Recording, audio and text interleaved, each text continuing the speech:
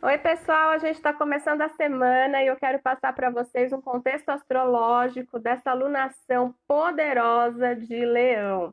Agora vai! Essa é uma alunação para tirar a gente de opressões que a gente talvez nem percebesse, mas que estavam nos mantendo diminuídas, incapacitadas e com uma experiência muito pequena daquilo que a gente pode ser.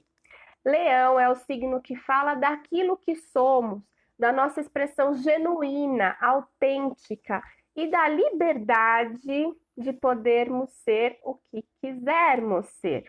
Hum? Então, se a gente está passando por um momento onde a gente se sente menos do que poderia, onde quero algo e percebo que sou impotente naquilo, que eu não consigo me desenvolver, é o momento de olhar para isso, porque essas amarras podem ser pessoais e trabalhadas, ou elas podem ser impostas. E aí é que a alunação pode nos levar adiante quando a gente amplia esse olhar para perceber que não é falta nossa, que não é incapacidade nossa, mas talvez o contexto mais amplo é que possa estar interferindo naquilo que conseguimos expressar de nós. Então, algo muito importante a considerar é a oposição Sol e Saturno. Saturno já está em Aquário, que é o outro polo desse eixo. À medida em que a Lua prossegue o curso e vai formando a Lua cheia, também vão ficando mais claras essas oposições: Leão, Aquário, Sol, Saturno, quero ser, não posso ser. E aí a gente vai complexizando essas análises, levando em conta a participação, então, dos alinhamentos astrológicos, da forma como eles estão dispostos, né? Então, olhando especificamente para a oposição Sol e Saturno, a gente tem Saturno como o regramento, o ambiente consolidado, as normas sociais que já estão vigentes, a cultura, o que isso implica naquilo que eu posso ser, né? Quem é que define o que a gente pode ser? A gente tem uma cultura da época que vai definir, sim, até que ponto as pessoas podem se expressar, né? E a gente está lidando com uma questão muito atual, que é perceber as questões do sexismo e do racismo na forma como as pessoas se desenvolvem.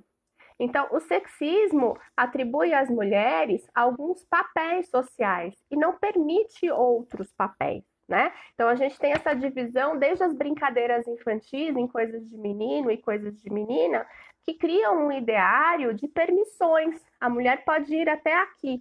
Adiante disso, só um homem pode prosseguir.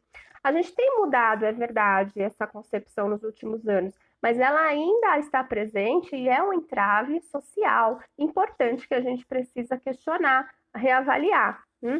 Quantas coisas você deixou de fazer por ser mulher? Então, quantas coisas você não se permitiu fazer ou não se permitiu expressar justamente por ser mulher, porque você poderia ser punida, ridicularizada, ou poderia até se colocar em perigo se você se expressasse de uma forma verdadeira, porque talvez outras pessoas não estejam prontas para lidar com a sua autenticidade. Da mesma maneira com o racismo, né? O racismo impede que as pessoas se desenvolvam na sua totalidade, porque atribuem certos papéis sociais para uns e para outros não.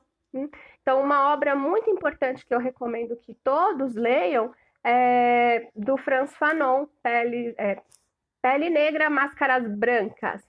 Esse é um livro fantástico que, inclusive, influenciou o Paulo Freire, né, na questão da pedagogia do oprimido, para interpretar esse mundo que não permite que as pessoas sejam aquilo que são, porque constroem ideais equivocados, né, que são baseados apenas numa posição de privilégio que poucas pessoas ocupam, né? Se a gente pensar no homem branco civilizado, né, do oeste, do ocidente, como se fosse a única referência possível de construção de uma identidade. Então, esse livro problematiza esse ponto. A gente tem também a questão da mulher, né? O que é ser mulher? Nasce mulher, torna-se mulher. Então, a gente já tem tudo isso pensado, problematizado. É importante que a gente se aproprie desse conhecimento para poder avaliar aquilo que nós somos hoje. Será que a gente também não está refém, né, dessas ideias sociológicas equivocadas, que ainda constroem certos entendimentos e que impactam na nossa vida, nos diminuindo e nos impedindo de sermos quem viemos para ser? Vou deixar esse contexto geral da alunação, então, de Leão, e quero falar, então, agora do astrologuês mesmo, né?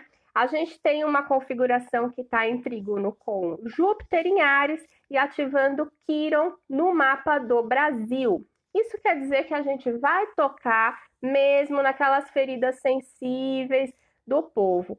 Já falei muitas vezes sobre isso, esse é um tópico que vai e volta conforme a região de Áries é ativada, e está muito ativada porque Júpiter está retrógrado. Então, a gente tem basicamente questão indígena, a questão do racismo e também as questões da ditadura, que são feridas vivas para as quais a gente precisa de reparações históricas eficientes que aqui ainda não se concretizaram.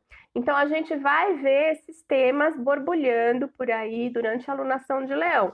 A gente já viu um episódio de racismo repercutir muito rapidamente com os filhos da atriz Giovanna Eubank. A gente tende a ver esse assunto ganhar palco porque ele está sensibilizado, sim, na consciência coletiva, tá? Então, Júpiter retrógrado também pode indicar a insuficiência jurídica para a gente lidar com esses temas. Júpiter fala das questões legais e do papel do judiciário na recomposição das relações. Outro tema que conversa com o mapa do Brasil e que sempre fica sensibilizado em agosto é a violência doméstica, a violência contra a mulher no ambiente da casa. Então, dessas relações de casamento, né, de união estável. E a gente está vendo também um progressivo aumento desses índices de violência contra a mulher, cada vez piores, os casos aparecem cada vez piores, mas é disso que se trata. A gente tem uma visibilidade ampliada nessa época do ano, porque a Vênus natal do Brasil está em Leão, né? Então, sempre que o Sol passa em Leão, esse tema fica mais evidente e pede soluções mais inteligentes, porque as que a gente tem não estão funcionando, né, gente? Então, esse contexto todo vai mostrar para a gente alguns eixos a serem trabalhados durante o mês de agosto, né? Então, a gente tem restrições sociais que impactam as pessoas e não permitem que elas sejam quem podem ser. Então, a gente também tem uma proteção jurídica ineficiente, né, para coibir essas interferências na vida individual das pessoas, que impede delas serem, por exemplo, a violência doméstica, né? E a própria cultura, que ainda precisa passar por alguns ajustamentos. Então, essa é uma alunação que promete alguns abalos para que todo mundo possa rever essa cultura, esse jeito de interpretar as coisas que não está servindo para muita gente, está diminuindo a potência e a capacidade dessas pessoas, né? Então, vamos agora para as nossas previsões. Vamos lá. No dia 1º de agosto, a Lua está em Virgem, uma época ideal para a gente estudar, aprender, entender melhor as nossas questões, né? E principalmente caminhos de consertar aquilo que a gente viu que não está muito bom. Nos dias 2 e 3, a Lua está em Libra. Aí é bom para a gente fazer amizades, se aproximar das pessoas que tendem a colaborar conosco e até pedir ajuda para alguma coisa que eu não esteja conseguindo fazer por mim mesma. Nos dias 4, 5 e 6, toda a atenção, porque a Lua vai estar em Escorpião, é a primeira quadratura dos signos fixos, então tem tudo para a gente ter um choque de realidade nesses dias. Vai também passar, a Lua vai passar pelo ponto do eclipse lunar lá de maio, né? E isso suscita, então, libertações importantes, rupturas importantes que a gente não tem mais como conter. São rupturas inadiáveis, tá? Então, compreender profundamente essas situações que precisam de ajuste hoje, né, gente? Dia 7 e dia 8 de agosto, aí a Lua está em Sagitário, pedindo para a gente abrir a cabeça, vislumbrar novos caminhos e abraçar essas mudanças como bem-vindas. Sentiu o potencial dessa alunação? Conversou com você essa abertura que eu fiz? Então leva isso com você, salva esse vídeo para você conferir outras vezes. Esta é uma alunação que vai abalar muitas certezas, então estejam prontos para lidar com as mudanças, os ajustes que estão vindo por aí. Beijo!